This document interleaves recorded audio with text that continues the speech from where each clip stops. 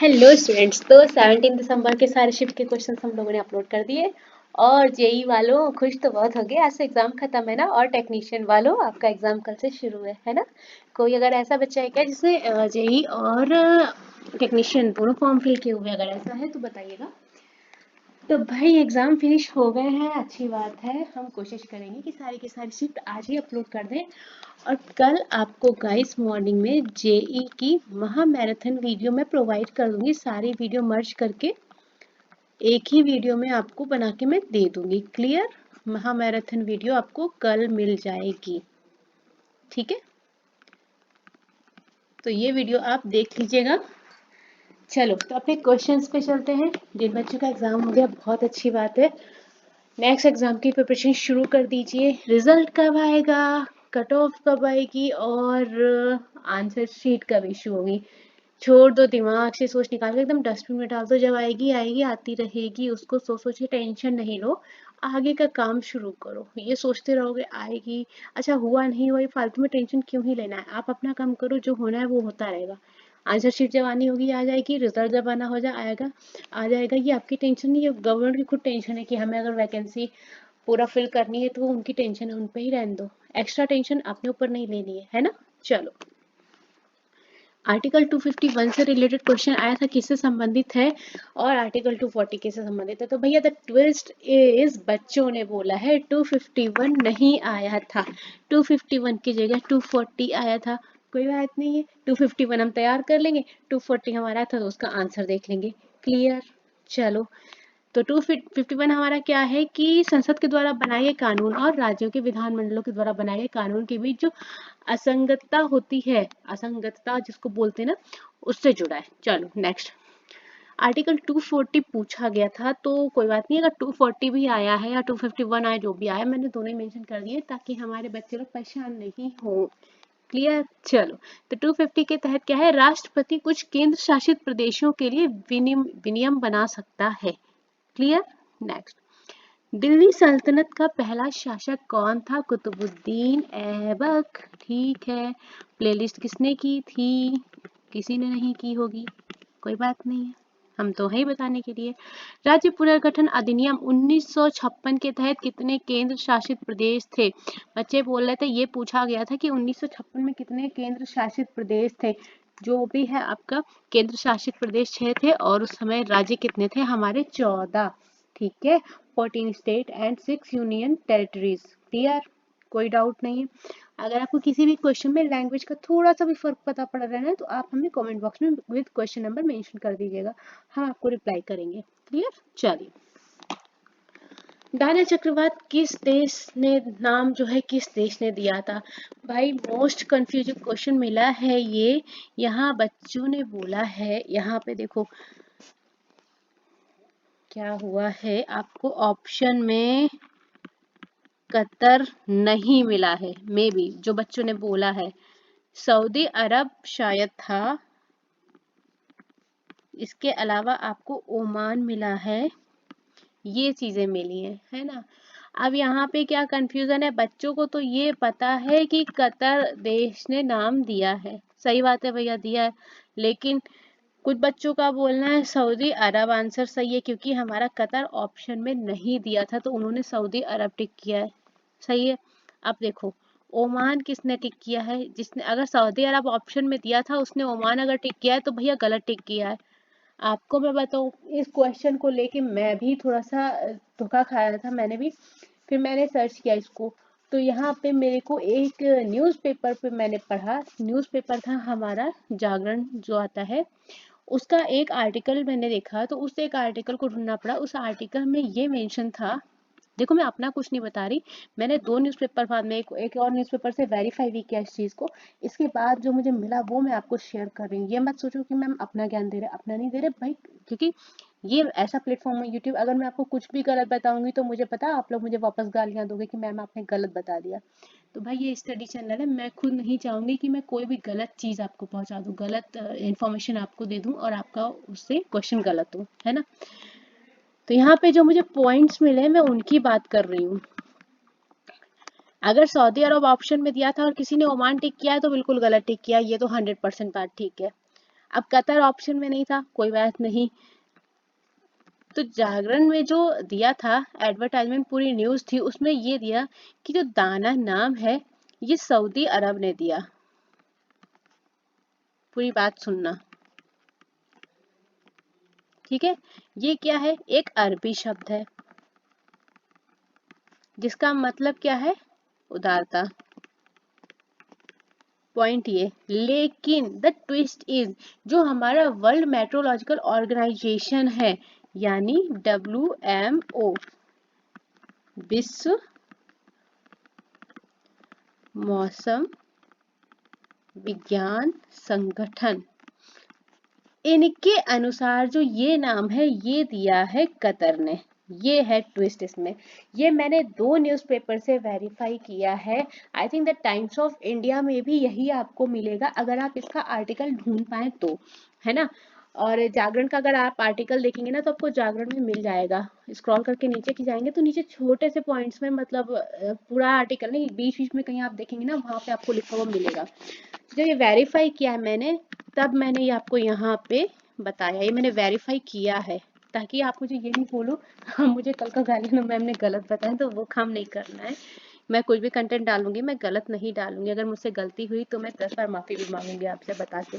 तो ये चीज है कि दाना वर्ड हमारा सऊदी अरब ने दिया, अर्थ उसका जो शब्द है उसका मतलब है उदारता, बट WMO के अकॉर्डिंग ये वर्ड दिया कतर ने।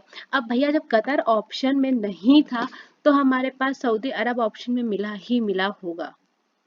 अब एक बार आप ऑप्शन क्लियर कर देंगे तो बहुत ही अच्छा होगा, हमें भी हेल्प होगी और आपको भी। हमें हेल्प ये होगी कि अभी टेक्नीशियन वालों का एग्जाम है ना, उन बच्चों के लिए हेल्प हो जाएगी। गलत मत बताना, देखो पहले बता रही हूँ, अगर अच्छा नहीं कर सकते किसी का तो गलत नहीं बताना बच्चे।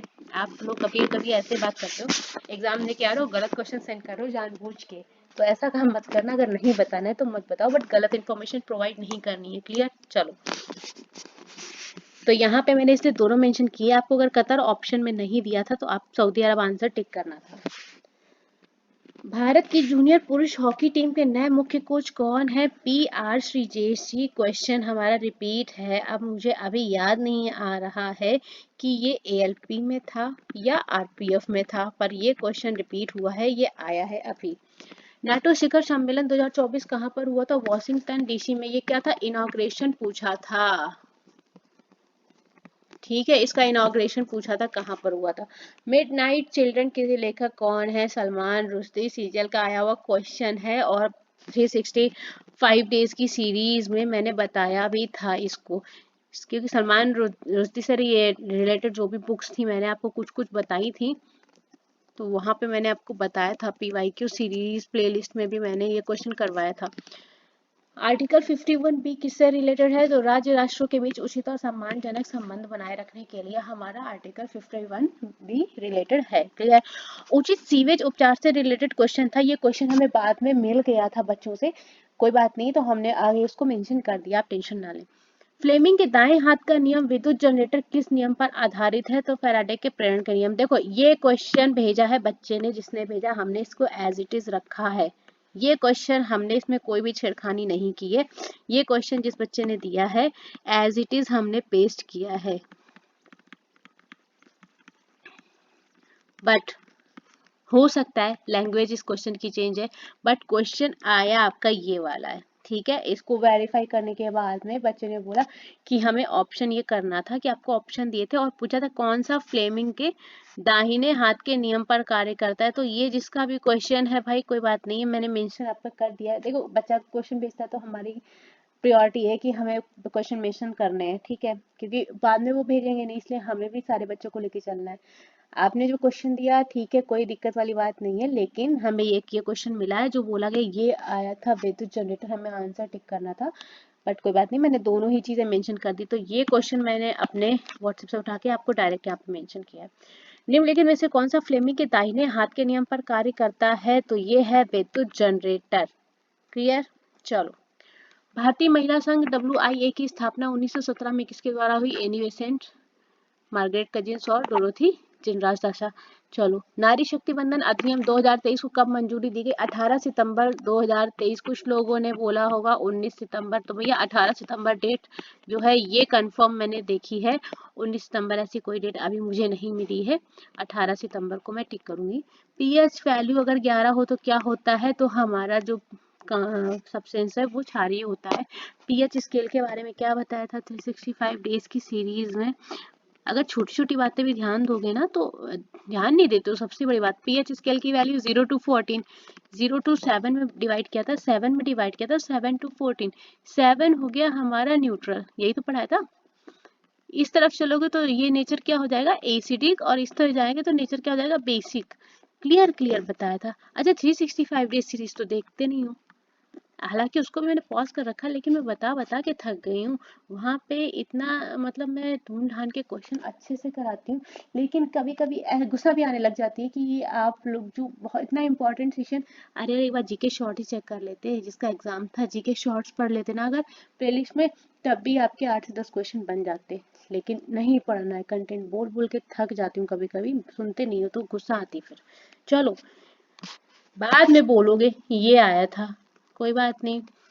प्रॉपर सीवेज ट्रीटमेंट का कार्य पूछा गया था। हाँ, ये क्वेश्चन बाद में मुझे मिला, तो ये हमारा आंसर है। आपको ऑप्शन में वहां पे क्या मिला था, आप एक बार ही अपना आंसर अगर हमसे शेयर करना चाहें तो शेयर करिए यहाँ पे। तो प्रोसेस ये क्या होता है? ये एक ऐसी प्रक्रिया है जिसका उपयोग जो है पानी को शुद्ध करने के लिए किया जाता है। समझ गए? मतलब हमारा पानी को प्योरीफाई करने के लिए किया जाता है। इसका कार्य क्या है? जल प्रदूषण को कम करना। तो आपको ऑप्शन में मेरे ख्याल से जल प्रदूषण मिला होगा, दूर करना या कम करना, ऐसा कुछ मिला होगा आपको। तो ये हमारा पानी की प्योरिटी सही करने के लिए रहता है प्रोसेस। क्लियर? आपके दो क्वेश्चन आए थे अवक्षेपण समीकरण यानी प्रेसिपिटेशन इक्वेशन से आए थे। अभी हमें ये एग्जैक्टली पता नहीं चला है, गलत हम डालना नहीं चाह रहे, इसलिए हमने आपको फ्रेमिंग कर दी है। अगर आपको याद हो तो आप बता सकते हैं। नेक्स्ट क्वेश्चन रिलेटेड आया था हमारा ओजोन लेयर से। क्या क्वेश्चन है अभी हमें नहीं पता, और पीएच वैल्यू पूछी गई थी हमसे, किसकी हमें वो भी नहीं पता है। अगर हमें ये क्वेश्चंस मिलते हैं, हम आपको शिफ्ट 2 या शिफ्ट 3 में अवेलेबल करा देंगे। अगर हमें मिले तो हम ऊपर पिन करके आपको बता देंगे कि भैया ये क्वेश्चन और एक्स्ट्रा आए थे। ठीक है, तो आप साथ में बने रहिए, सारी वीडियो चेक कीजिए। अच्छा, एक बात और बता रही हूँ, जिसका शिफ्ट 1 का पेपर था, ठीक है भैया, ऐसा नहीं कि आप शिफ्ट 2 की वीडियो नहीं देखेंगे, आपको देखनी चाहिए। क्या है, मैंने आपको पहले क्या बोला था, इधर देखो नेक्स्ट स्लाइड में हमारे एग्जाम्स का शेड्यूल क्या था। एसएससी ने करवाया, सीजीएल करवाया, ठीक है, फिर हमारा एमटीएस हुआ, है ना। एमटीएस के बाद में हमारा शुरू हो गया आरपीएफ का हुआ था शायद, है ना, एएलपी का हुआ, एएलपी का हुआ, एएलपी के बाद हमारा आरपीएफ का हुआ, एसआई, आरपीएफ एसआई के बाद में हमारा एग्जाम जो रहा जेई हो गया, है ना। जेई के बाद में अब टेक्नीशियन। अब देखो ये लगातार एग्जाम चल रहा है, ये 9 सितंबर से एग्जाम आपका शुरू हुआ है, होते होते आज हो गई है हमारी 18 दिसंबर। कंटिन्यू आपके एग्जाम्स चल रहे हैं बच्चे लोग। क्वेश्चन आएगा कहाँ से? क्वेश्चन यही रिपीट होगा। अगर आप साइंस पढ़, एग्जामिनर जितने भी सेट बनाएगा, सोचो कितने क्वेश्चन कहाँ से लाएगा। सारी शिफ्ट इंटर करेक्ट थी। आपको एमटीएस में सीजीएल के काफी क्वेश्चंस मिले थे। जो सीजीएल में क्वेश्चन आए, इस बार बच्चा बोला था सीजीएल में क्वेश्चन कहाँ से आए। बहुत सर्वे करने के बाद में पता चला सीजीएल में जो इस बार क्वेश्चन आए थे वो पीवाईक्यू थे एमटीएस एग्जाम के। बहुत ढूंढे, ठीक है। इसके बाद पता पड़ा वो पीवाईक्यू आए हैं एमटीएस एग्जाम के पहले पेपर्स के, प्रीवियस ईयर के, जो बच्चों ने ध्यान नहीं दिए होंगे। क्योंकि अगर सीजीएल का एग्जाम होता है तो आप सीजीएल में, सीजीएल के नाम से घुसे रहते हो कि सीजीएल का ही टेस्ट देना है। और मैं 1000 बार बोलती हूँ कि अगर सीजीएल का एग्जाम है, इसका मतलब ये नहीं है कि आप प्लेलिस्ट किसी और का टेस्ट सीरीज नहीं देंगे। हर बार बोलती हूँ, छोटी छोटी बातें हैं नोटिस करने वाली, आप नहीं करते हो। पहले भी बोला था, यहाँ पे बहुत क्वेश्चन में तो मैंने 2-3 बच्चों को सजेस्ट भी किया था, हालांकि उन्होंने फॉलो भी किया था, थोड़ा सा रिलेटिव थे, तो उनको ये रिजल्ट हुआ भी, उनका नेक्स्ट टीयर 2 के लिए भी सिलेक्शन भी हुआ है। बट कोई दिक्कत वाली बात नहीं, आप बात नहीं सुनते हो। इतने एग्जाम्स हुए, क्वेश्चंस रिपीट होने आम बात है, लेकिन मैं कहते कहते थक गई। प्लेलिस्ट चेक करो पुरानी, महा मैराथन बना के इसलिए वीडियो डाल दी, सारी वीडियो कलेक्ट करके, ताकि आपका टाइम वेस्ट नहीं हो, आपको एक जगह सारी की सारी वीडियो प्रोवाइड कर जाए। यहाँ तक कि शायद ही कोई टीचर बोला होगा कि मेरी खुद की वीडियो फास्ट फॉरवर्ड करके देख डालो। अरे भैया व्यू तो आना होगा, आ जाएगा। बच्चे अगर मेरा कंटेंट सही है तो बच्चे अपने आप आ जाएंगे, कोई दिक्कत बात नहीं। लेकिन जो काम की चीज़ बता रही हूँ, 1000 बार बोला था कि मैं महामैराथन वीडियो फास्ट फॉरवर्ड कर लो या स्क्रीनशॉट ले लो, फटाफट से देख डालो एक बार एग्जाम के पहले। नहीं मानते हो बात, क्या कर सकते हैं। हम तो केवल आपको बात बता सकते हैं, आपको माननी नहीं माननी आपके ऊपर डिपेंड है। और अभी भी हम कह रहे हैं, जब तक आपका ये टेक्नीशियन फिनिश होगा, इसके बाद आपका सीजीएल आ जाएगा टीयर 2। टीयर 2 होने के बाद में आपका जीडी लगा हुआ है, बीच में आपका अभी कांस्टेबल का है, आरपीएफ कांस्टेबल हो जाएगा। अब बताइए आप क्वेश्चन आएंगे कहाँ से, यही सब रिपीट होंगे, थोड़े कुछ लैंग्वेज इधर चेंज, कुछ लैंग्वेज उधर चेंज, थोड़ा सा आपको अलग भी मिलेगा। लेकिन आप अपनी तरफ से जो 100% कर सकते हैं वो काम तो करिए, है ना। चलिए आज के लिए थोड़ा सा लेक्चर ज़्यादा हो गया, मुझे भी लग रहा है मैंने ज़्यादा ही टोस दे दिया आप लोग को, तो सॉरी इसके लिए। चलिए बट काम की बात बता रही हूँ इसलिए। तो सेशन के लिए थैंक यू सो मच बच्चे लोग, जो लोग भी आए, और जिन बच्चों ने क्वेश्चन भेजे हैं उनको भी थैंक यू।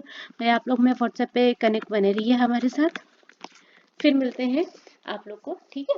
चलिए thank you so much. Shift to थोड़ी देर में अपलोड करेंगे हम लोग, जितनी जल्दी पॉसिबल होगा, जितनी जल्दी हमें क्वेश्चंस मिल जाएंगे हम आपको शेयर करेंगे। क्लियर। चलिए थैंक यू सो मच।